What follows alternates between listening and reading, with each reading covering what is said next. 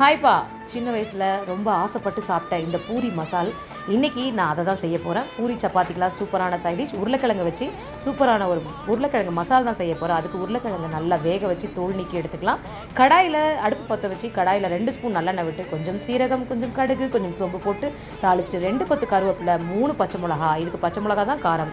அதனால் கட் பண்ணி வச்சுருக்க வெங்காயம், 1/4 டீஸ்பூன் மஞ்சத்தூள், 1 டீஸ்பூன் இஞ்சி பூண்டு பேஸ்ட்டு போட்டு நல்லா வதக்கிட்டு 2 தக்காளி கட் பண்ணி வச்சுருக்கேன். அதையும் போட்டு அதுக்கு மேலே கொஞ்சமாக உப்பையும் போட்டு நல்லா மூடி வச்சுட்டு வேக வச்ச உருளைக்கிழங்கை நல்லா மசித்த உருளைக்கிழங்குகளை கடாயில் வெந்துட்டுருக்க அந்த மசாலாவில் போட்டு நல்லா பெரட்டி விடலாம்.